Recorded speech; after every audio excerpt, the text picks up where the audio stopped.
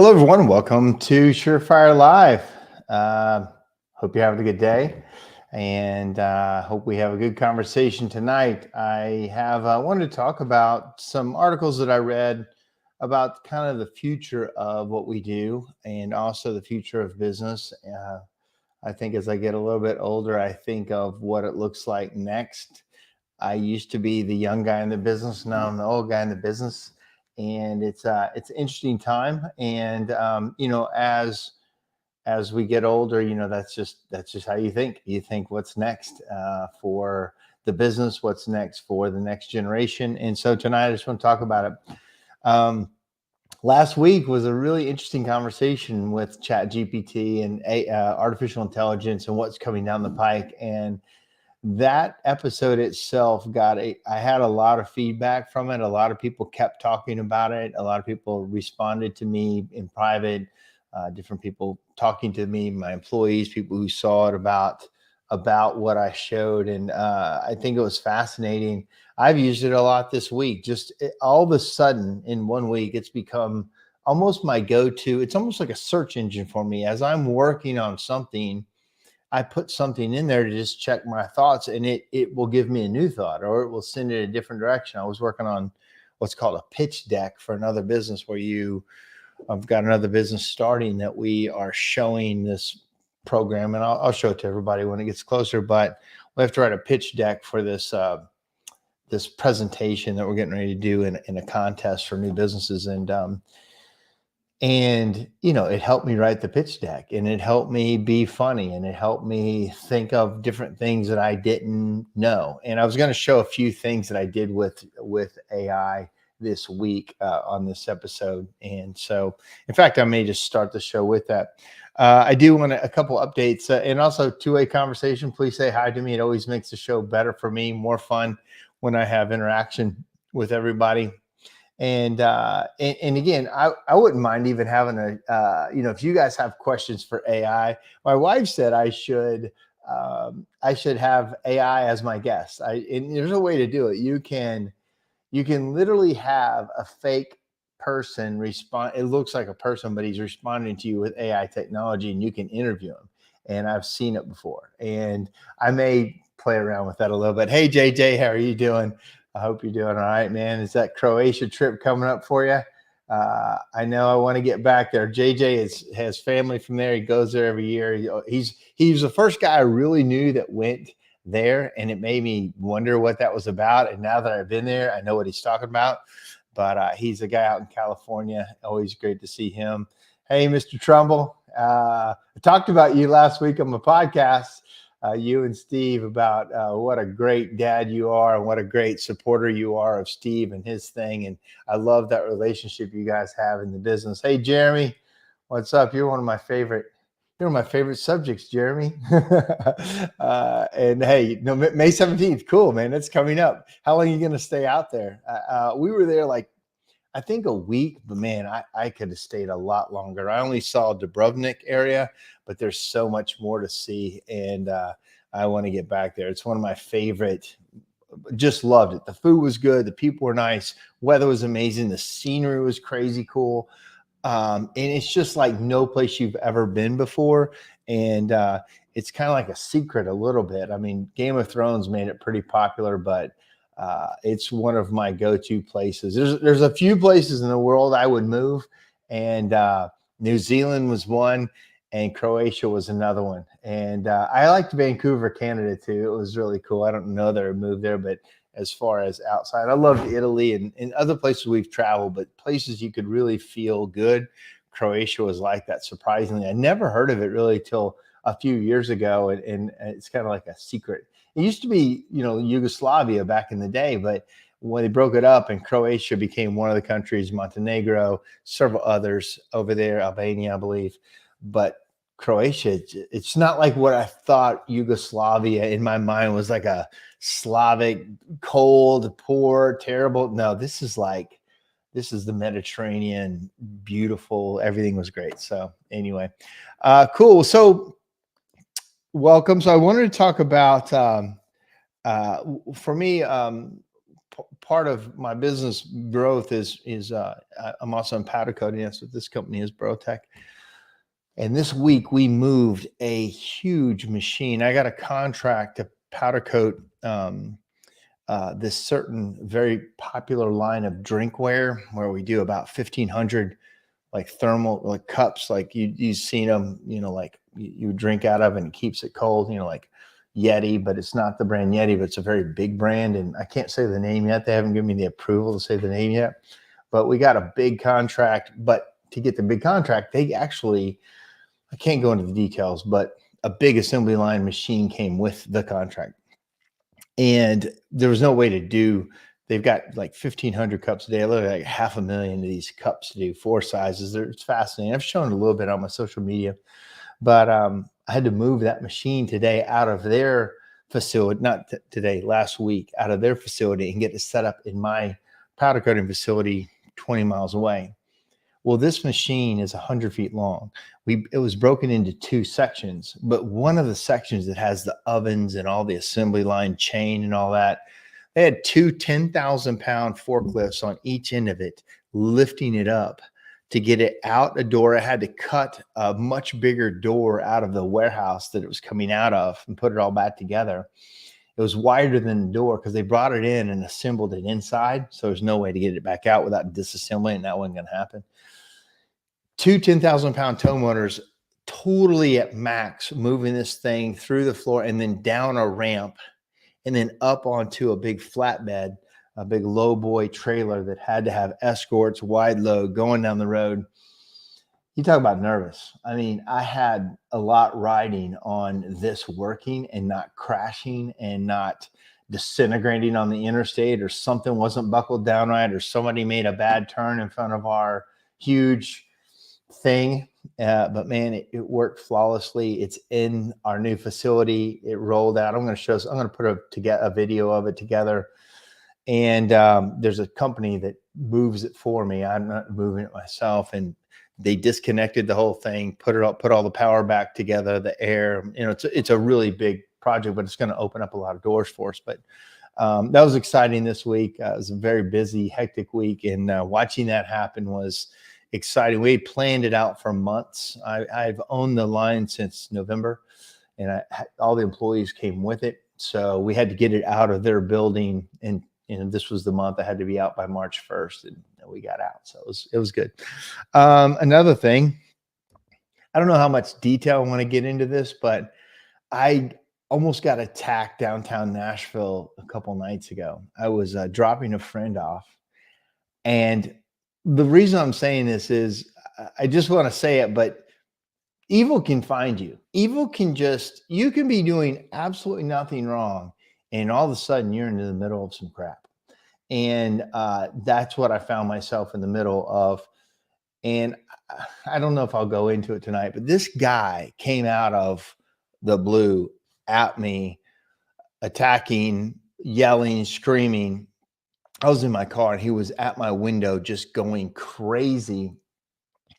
And I was trying to drop this friend off, and they were trying to go inside. And this guy just out of the blue was screaming a lot of cuss words. And there was no way I was going to run from it, because I just had to face it. I just had to go back at this guy. Like, I know that could be dangerous. Maybe that's stupid. Maybe you should just run, but I just couldn't as a man. I just could not. I was not going to let this guy do this.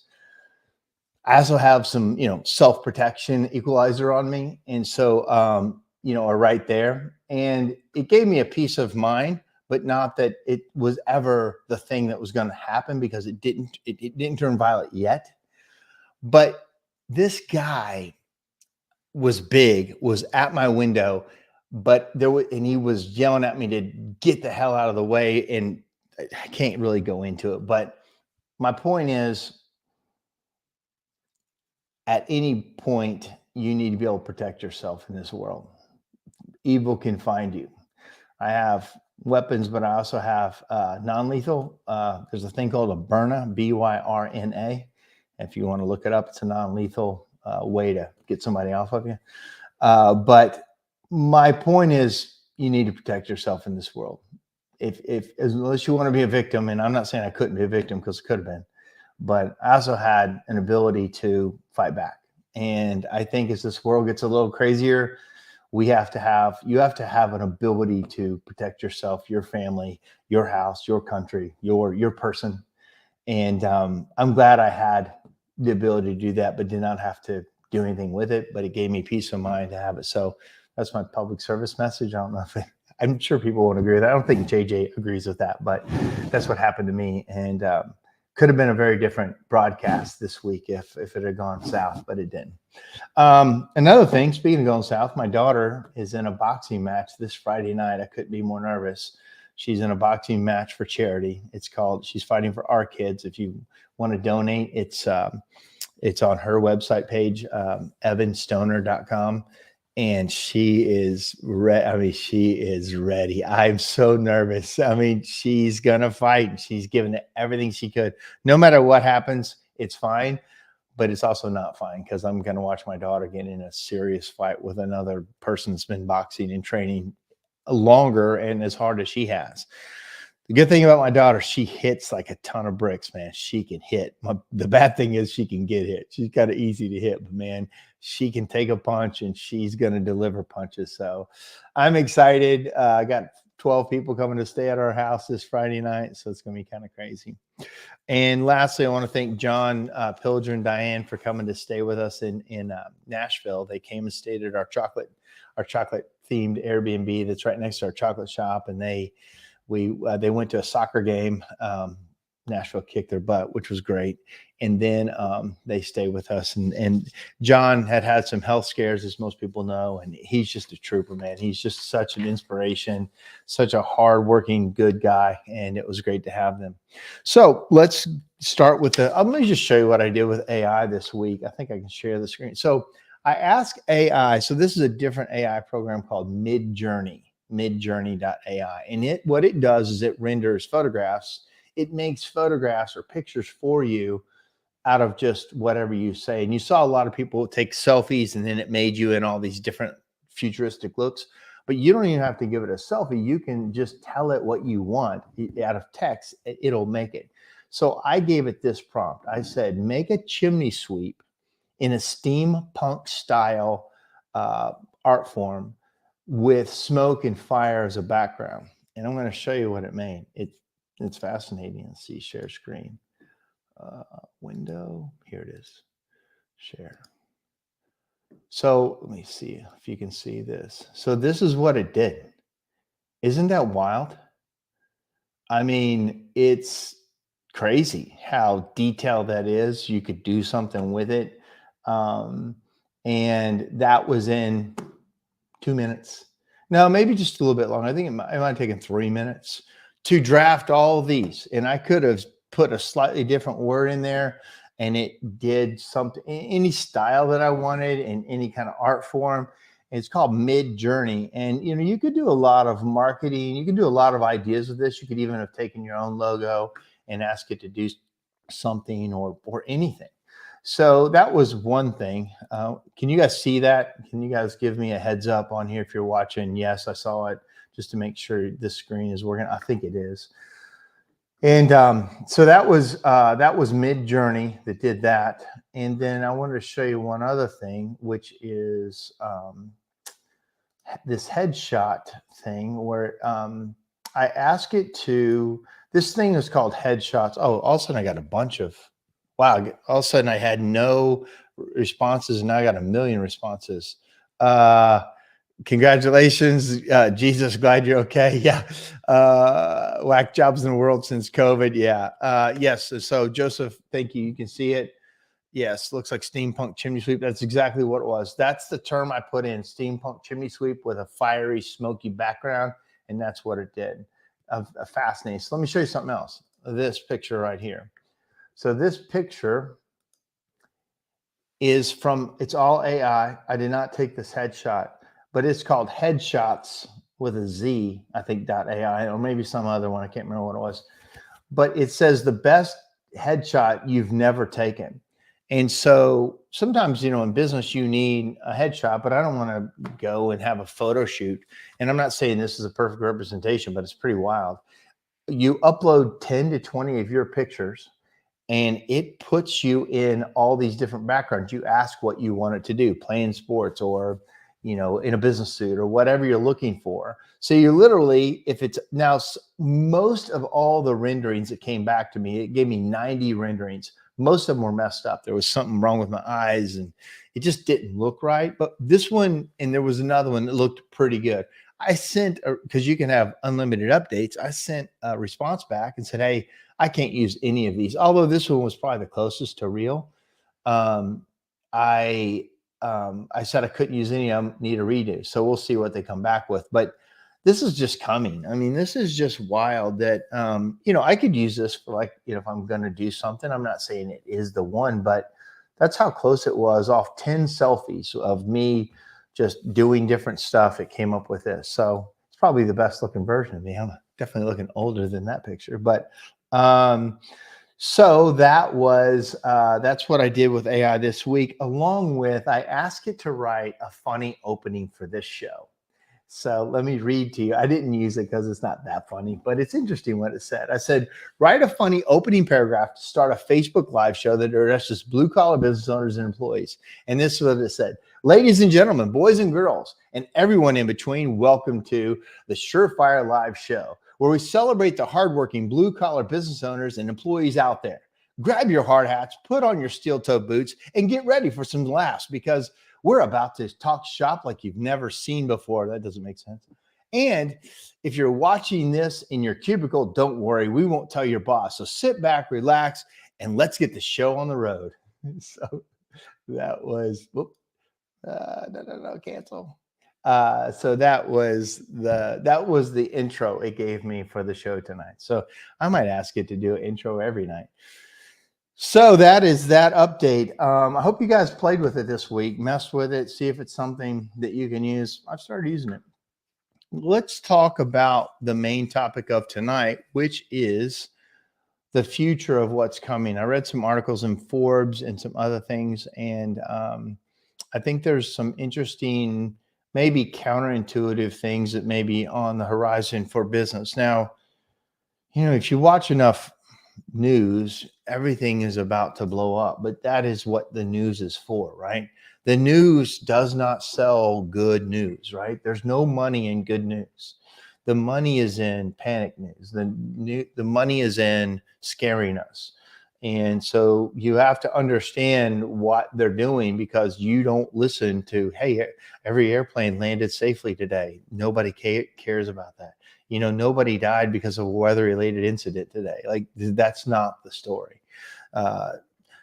All these countries are almost at war, are about to go to war, or the balloon overhead was shot down by a $500,000 missile. Like, none of that really affects me in my daily life. I mean, if I watch it, I can let it affect me. If I let those things into my head all the time. Now, I do a quick update on the news, but I try to listen to something that's non-biased, maybe slightly conservative leaning, but not hard leaning either way. I listen to the left and the right some. I tend to agree with the right more than the left, but I'm not trying to get into that. It doesn't really affect. If I let it affect my business, my daily business, it will. If I don't let it, I move on through this world like nothing really happened. I'm not saying stick your head in the sand, but there's some people that stick their head so far into politics and the news that they watch it every day for hours. Anything you do every day for hours, unless it's being healthy and working out and making yourself healthier, is probably not a good thing. All right, so I've had a few public announcements today. So let's talk about this Forbes article that I wrote, that I read. It was I just looked up, kind of the future of hey, Yvette. Several people they're saying hi, but they can't stay. Hey, I appreciate that. I appreciate you checking in and saying hi. It means a ton to me, no matter what you can do.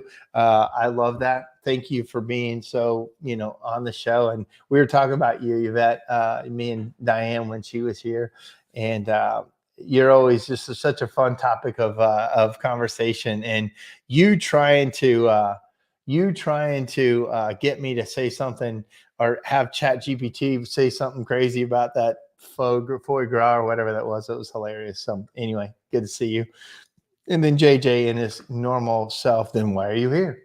So anyway, you got to know how to take JJ. He's an acquired taste, I should say, but so funny. Oh, Yvette, you didn't see what it said about that foie gras that you asked me to say what it is. It wouldn't answer it because it said the methods to get the goose liver to, I guess, do get bloated or whatever it is that makes that dish good are considered unethical. So it would not tell me what it was or how to perform it. So that was pretty funny. So all right, so on this Forbes article, it said this. It feels like it thinks that the Gen Z, which, if you watch TikTok and stuff, you're like, these kids are worthless. That it thinks actually blue collar work may have actually a revival where it kind of went down with the millennials, not as many. The Gen Z people are getting a slightly different message, and a lot of it is through TikTok and other social media where it shows people doing the work. And what they surveyed 1,000 kids, 1,000 students about what they were told in school about the future. Like, should you go into? Were you introduced to any kind of a vocational trade? And less than 20% of kids were even knew about it or talked about it in school. And then also less than 20% was starting your own business, less than 9% was vocational trades. So we still have a long way to go in school. The message to them, like from school, is you got to go to college to have a good life. You have to go to college and get a degree so you can make it. So you can have that stairway to heaven. If you get into blue collar work, you're doomed. Like, it's almost, Mike Rose says it perfectly. Blue collar work is a consolation prize in life. Like, that's what they act like it is. Like, and I've said this before, but I've had customers say really rude things to us about that, even in front of their kids. And I remember one specifically, one of my technicians was in a home and he was working on the gas fireplace. And this man walks in with his son and he said, see the guy working on the fireplace. That's what you're going to have to do if you don't go to college and get good grades. And it was so unbelievable that this jerk would say that to his kid. Now, my guy responded very well. I said, "No, sir." He said, "It's not true." He said, "I went to college and I've actually got a degree, but I chose to do blue collar work because it's more fulfilling in my life." And I sent a message back to that customer that pissed me off. And I said that I believe that that's a wrong message. And I especially don't appreciate it from my employees. And the guy apologized. He said he didn't realize how it came across, but I didn't want my employees to hear that or have to put up with it. And I'm glad my guy, basically defended himself. But that's still the message, right? But there's the Gen Z people, they're not really listening to all that. A lot of them are being homeschooled, and a lot of them are watching social media where they're showing blue collar people doing work that looks pretty satisfying instead of sitting in front of a computer or setting up an Amazon account or making some Amazon business that has no fulfillment in life. Literally making something, doing something is becoming more popular with that generation.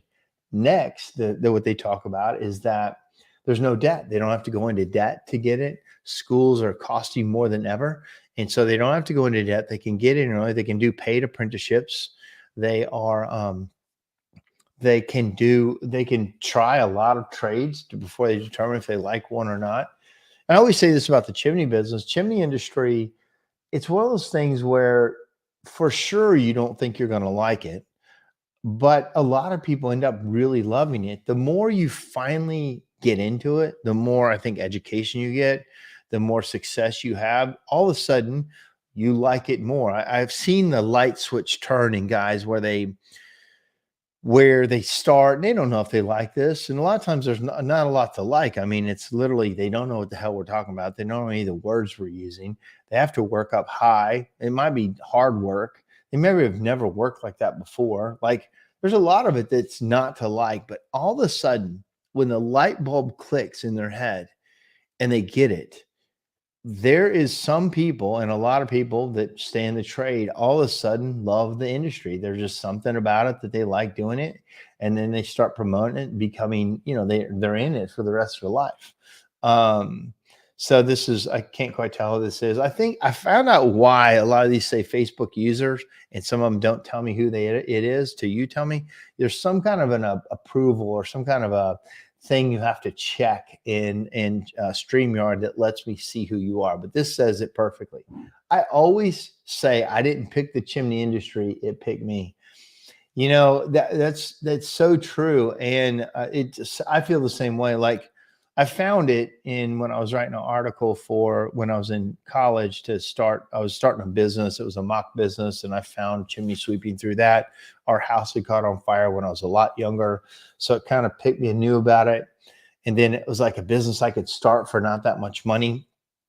And for a long time, I wanted to play music and do something else. And I liked this business. Okay. I liked helping people and I liked doing some of the work, but I always thought there was something else for me. I'm like, this isn't, I'm sure I'm here on this earth to do something different than sweep chimneys. And I tried a lot of different things and chimneys just kept working and they just kept working. And I just finally said, you know what? For some reason, this is a sign that I should stay in chimneys. I should come out of the shadows. Nobody knew who I was. I should try to I should try to talk the industry and see if I can help at all, see if I can learn more. And I finally started going to conventions. But by the time I went to my first convention in 2003, I'd been in the business 15, 18 years before anybody had I'd even talked to anybody else in the chimney business. Nobody even heard of me or anything. And I've been in the business 18 years. Now these guys, I mean, shoot, you hear about them and they've just been in business 1 year or 5 years. But it was the moment that I finally go, you know what? I'm going to go full in. And finally, that's when I started getting momentum, is when I fully got full in my brain that I'm going to chase this rabbit. I'm not chasing 5 rabbits. I'm going to chase this rabbit and I'm going to catch it. I'm going to catch it and I'm going to make this work. And that's when everything changed for me, is when I finally clicked in my head. It took me a long time. A lot of people click much quicker. A couple more things here. It says there were vocational schools available when I went to school. I learned dental assisting and Johnny P learned welding. Then they slowly disappeared. Is this Diane? Diane, I think this is you. So yeah, there were some vocational schools, but it was never like promoted as a good thing. Shop teacher was missing a finger. Like, we did woodwork, but these guys were rough and they never brought anybody in from that world that was successful. So you're like, oh, this is just something I got to do or get out of another class. I had woodworking, and I think we need that though, but we need people that teach it that are successful. We need people that teach it that are going to show the good part, not the broken down guy who's done it for 50 years and he's crippled and missing a finger. And, you know what I mean? Like something that's really cool. But any program is better than no program. And then Yvette says, if your weekly meetings says to click. So I can't read that first part. If your weekly message to get in says to click the stream link to give permission to show your name, takes 2 seconds to do so, right? So there's a link. Then Vince went to chef school before starting sweeping.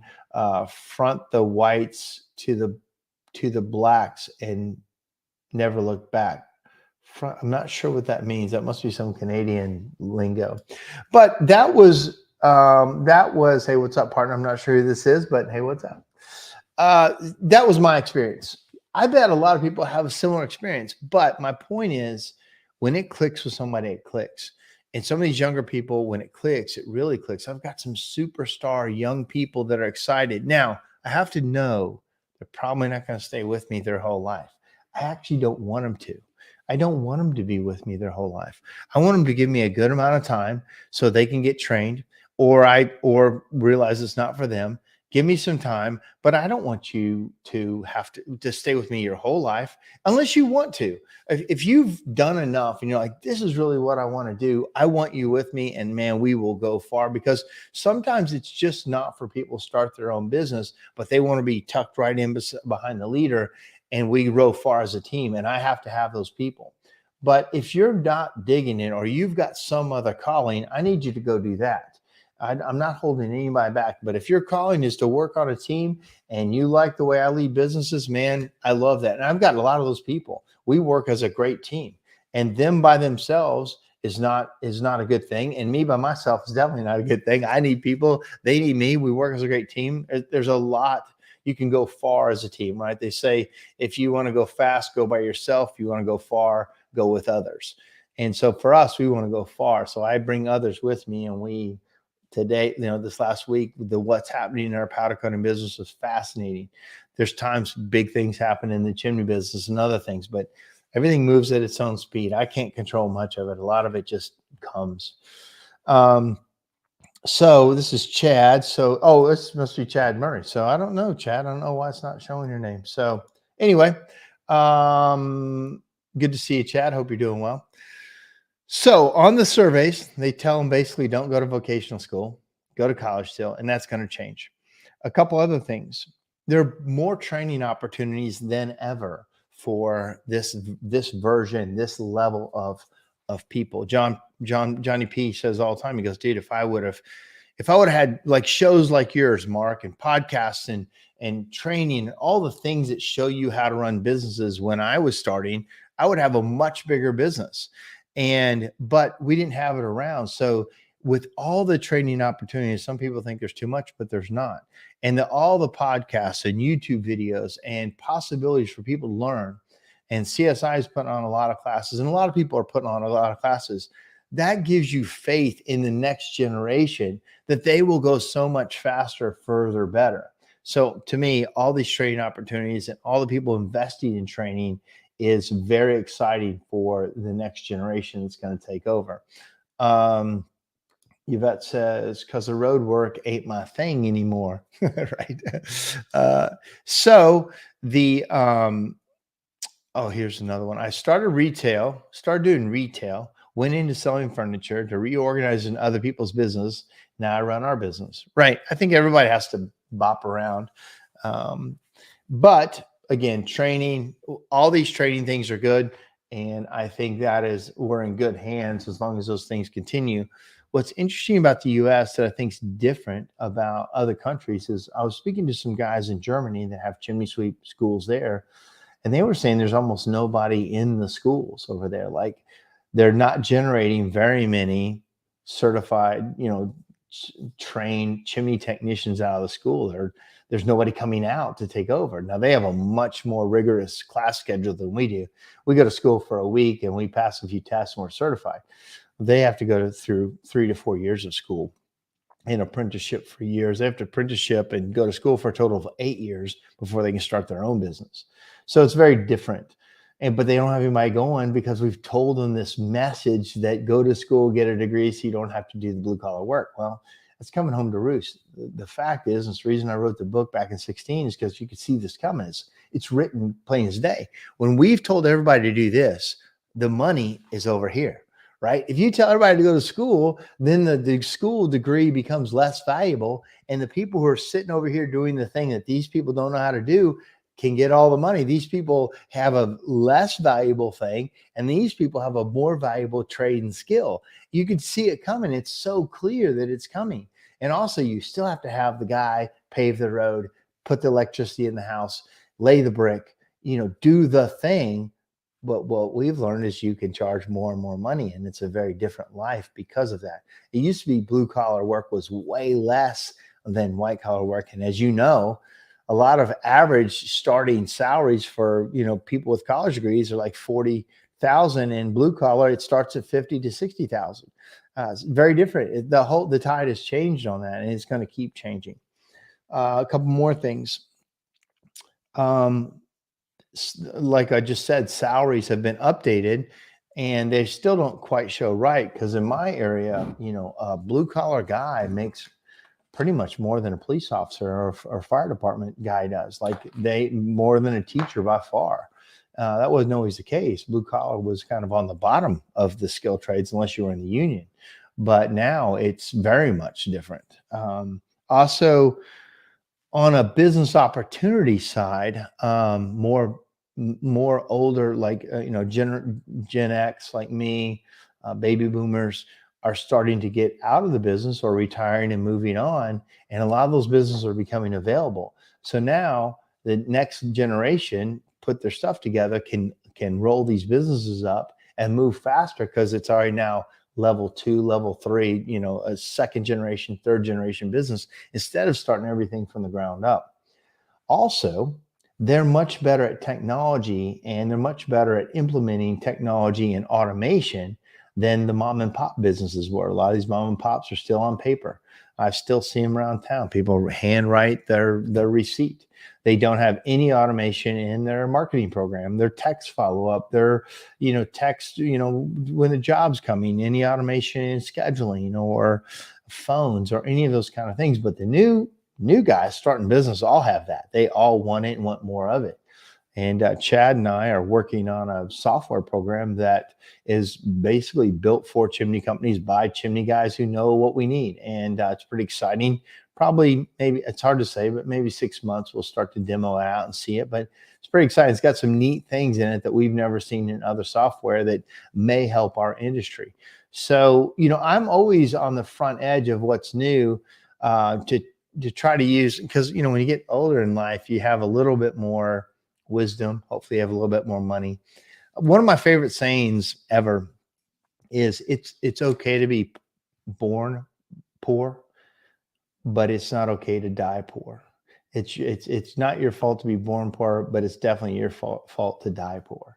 So I don't know if that rings to you, but it's basically up to you, especially, in most Western civilizations, a lot of your decisions make the outcome. And so I like to focus on all the things I can do while I can do it, because there'll be a day I can't do it. And hopefully I'll plant the flag in the ground and say, this is what I got done in this life. And, hand off the baton to somebody else and watch them run the race. But a couple more things. Then I read another article from a company called ePay Systems. I'm not sure who that is, but they said that, here's another one, Diane here. In Germany, they pay for the university, so that takes away from the sweep school. They pay for you. Oh, so you're saying that I know they pay for the sweep school, but if we've bragged on other education, white collar, not blue collar, then more people will just take the white collar. Now, I was told, Diane, and tell me if I'm wrong, but I think you take a battery of tests when you're like 12, and they tell you which school, which path you're on. Now, maybe that's changed, but I think when I remember I interviewed Andreas Gartner from Germany, he said there was a battery of tests, and then they say you're basically white collar. You can go blue collar, but we won't pay for it. But you go white collar, we pay for it, and vice versa. If you're, if you tested for the one, they will pay for the one. But if you go opposite, they don't pay. Now, I don't know if that's still the case, but that's what they told me. So they kind of controlled the narrative. But if they've told everybody that we'll pay for anything you want to go to, then who wants to do the hard work, especially in their society where the government controls your costs? And the chimney sweeps basically can't fix chimneys. They have to inspect only. They get X amount of dollars, like $50 per chimney sweep. Like, it's a good life for them, but it's hard to scale the business. It's always you doing the work in that scenario. So again, I think the U.S. has a very different thing. You look at any of the schools, any of the classes, there's a lot of young people, and there are a lot of people interested in this industry. I have a lot of young guys that like it. So I have a lot of faith that this industry is in good hands, and we will continue to grow. I know the CSI is investing in a lot of stuff. Pretty exciting stuff is going to be announced at the national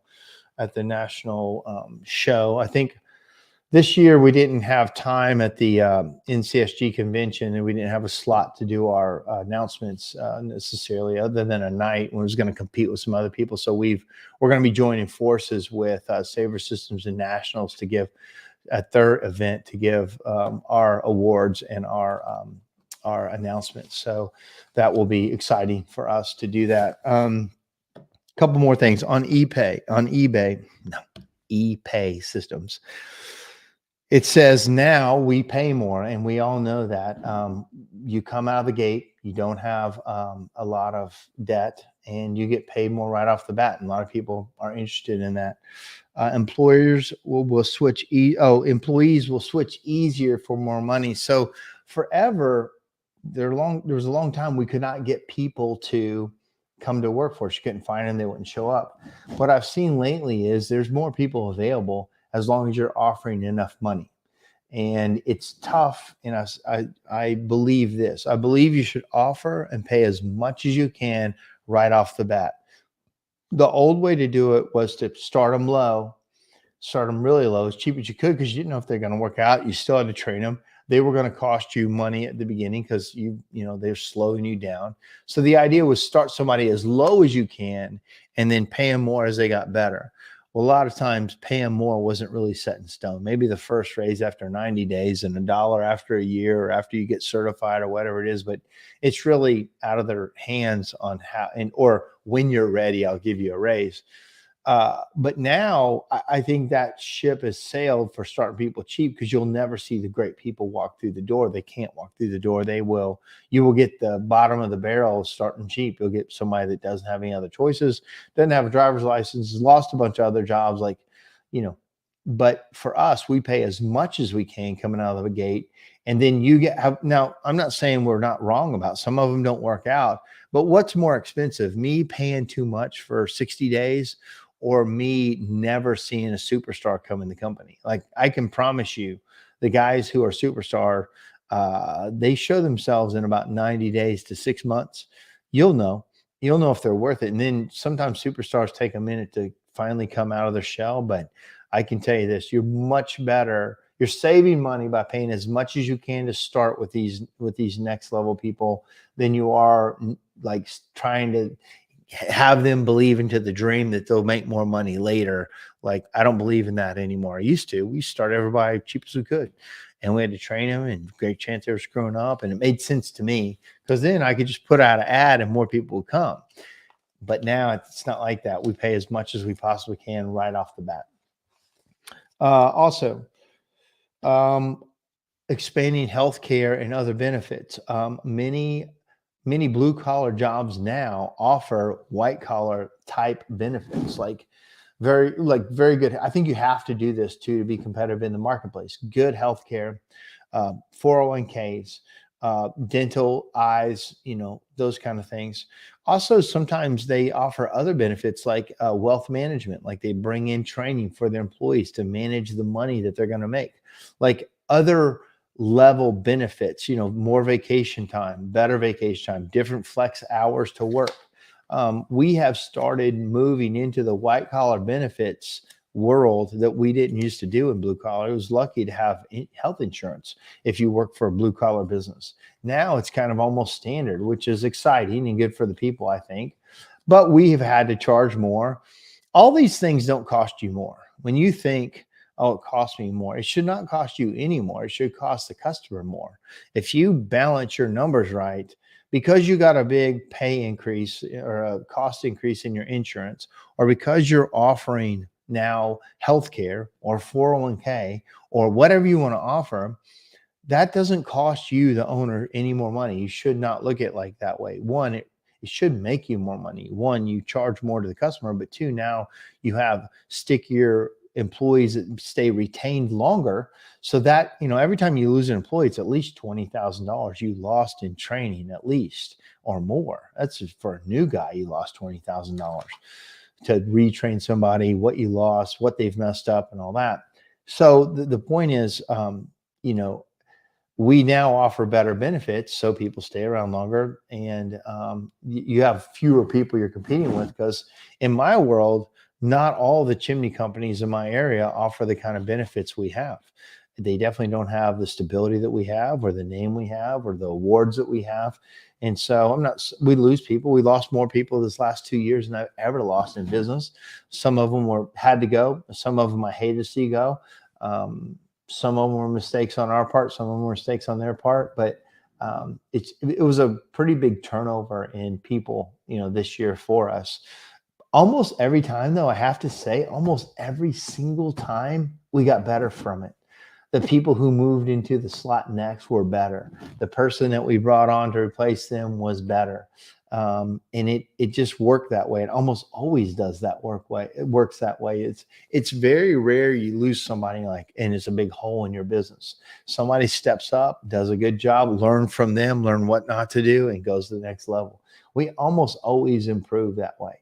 Probably 95%. Now, there's been some times I lost some people that hurt, especially personally. You know, I lost my best friend, Chris Adair. He moved.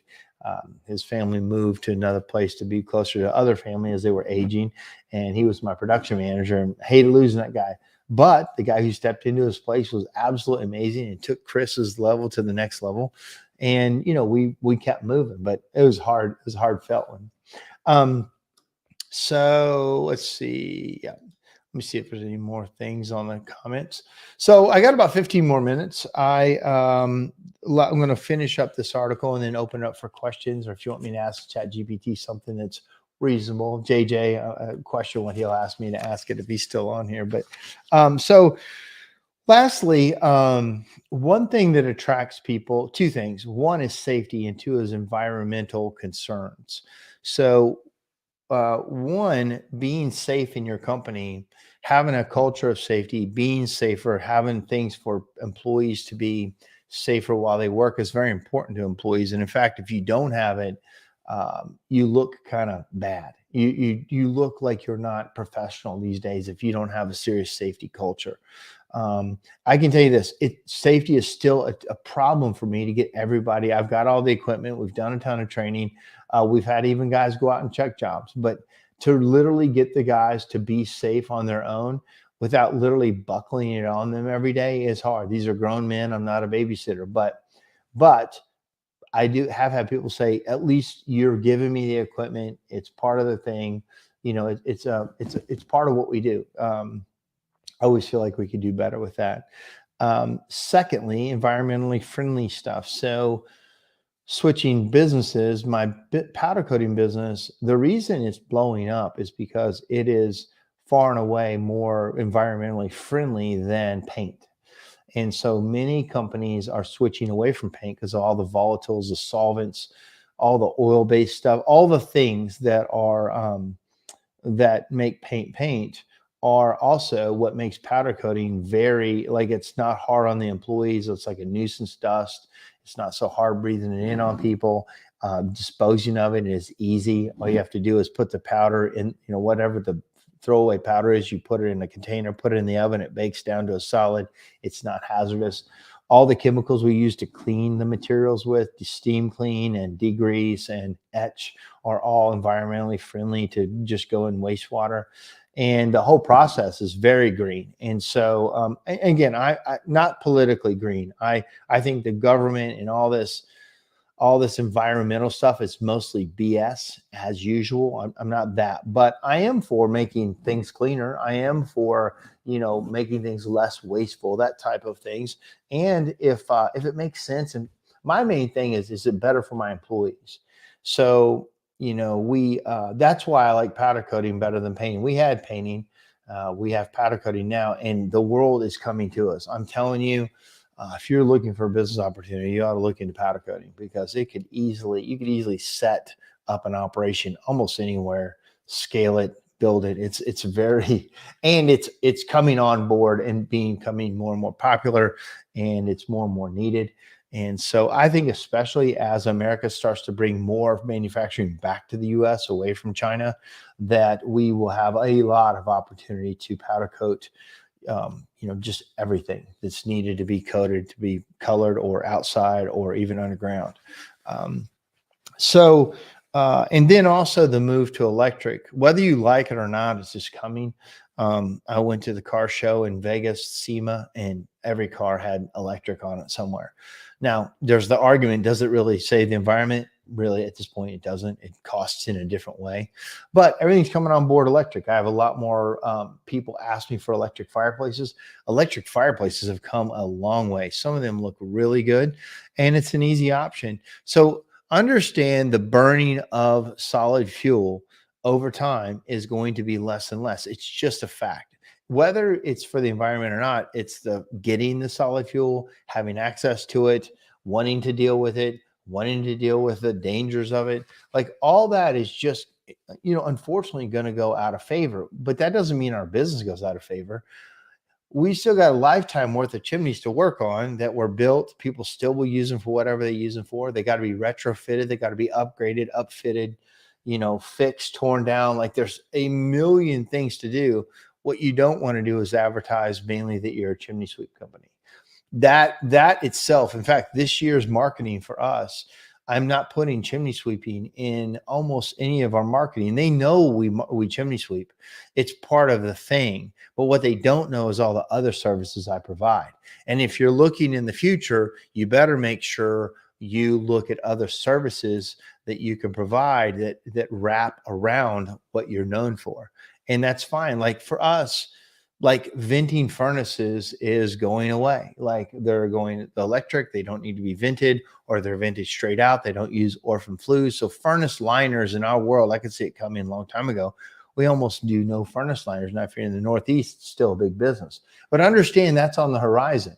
Understand sweeping of creosote. When I used to sweep chimneys were filthy. I mean, every day I was dirty as heck. Now my guys barely come back dirty at all. Now we have better technology and better prevention, but they're just not as dirty, period. Now I'm in Nashville, Tennessee, and it's a metropolitan area, but I bet you've seen the same thing. It's just not as well. So Jeffrey says here in California, electric is a touchy subject. We get our power shut off with heavy storms or high winds. They're trying to eliminate gas inside homes. So what do I market? Yeah, you know what? I agree. I'm against them, what they're doing with natural gas, because of all the things, if you look at what the U.S. did as far as reducing greenhouse gases, natural gas was one of the leading ways we did it.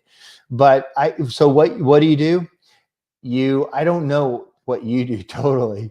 I know you looked at some other businesses. I know you looked at, during COVID, you had a business startup.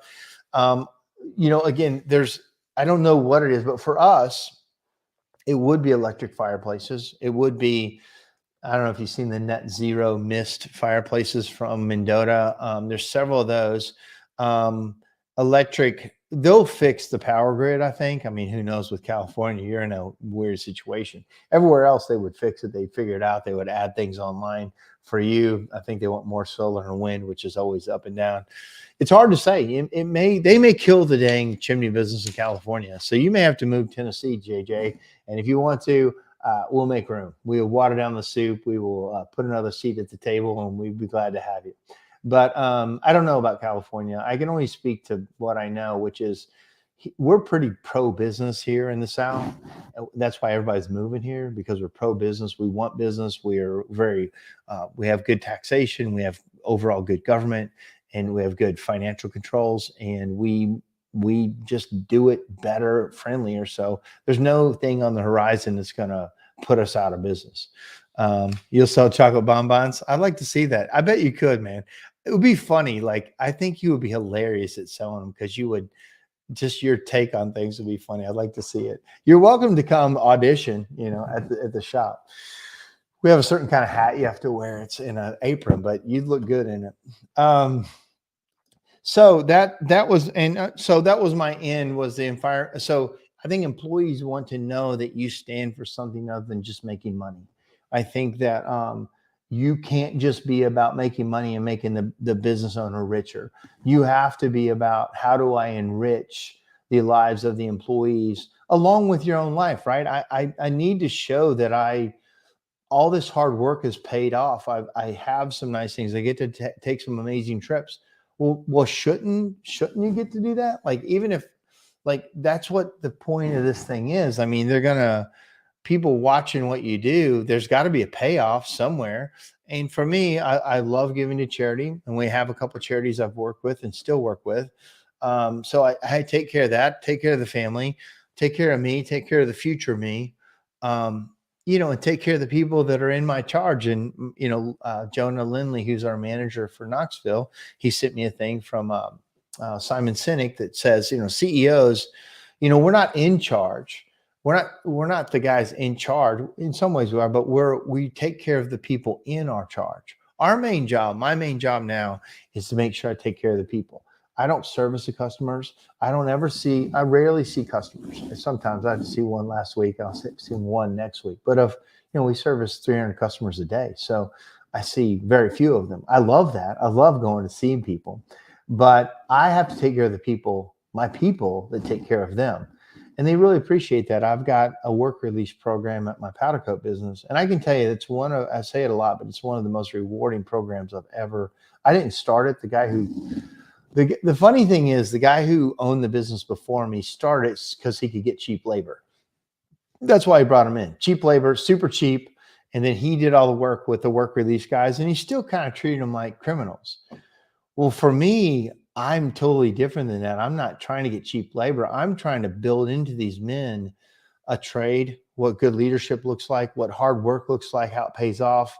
And then when they step out of the jail process, how do I put into them so they don't slip back in? Now, I can't control that, but we've got a couple guys who have paroled out and they're still with us. We gave them big raises, gave them benefits, help them get on, because it's so hard for them to get their foot back on the merry-go-round. This world is spinning fast, and if you spent some time in jail and made some mistakes, you try to step back on it, and it just smashes you. And the next thing you know, you're doing something dumb again because you're trying to make it work, and you're back in jail.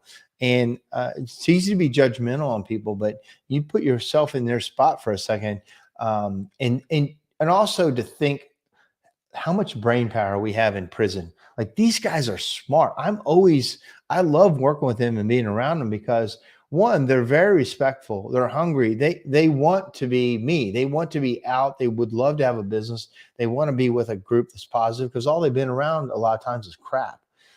And so I love this program, but I love because I build into them. I'm always giving them books. I'm asking them what they're reading, how they read. I check up on them. I make sure they're reading them. I ask them what they learn, what they like. Then they'll tell me the next book they're reading or what they're doing. I just dig it. And my head guy, my first guy who paroled out and he's still with us, he's our head powder coater. He's now going back to the prisons this week and speaking to the group they've asked him to come in and talk to the group. You talk about a good feeling. And I talked to him a lot this week because we can do a lot with the guy. He just made some mistakes. I mean, who hasn't made mistakes? And some people have made a lot of mistakes. They just didn't get caught for them. And a lot of people should be in jail that aren't. I mean, especially JJ. I'm sure he's been on the edge of prison multiple times and just skated by. But I know I've done some stupid stuff. And I mean, life can give you, you can sometimes get lucky. But these guys are great. And they're interested in the future of what's going on. I think the people, I plead the fifth.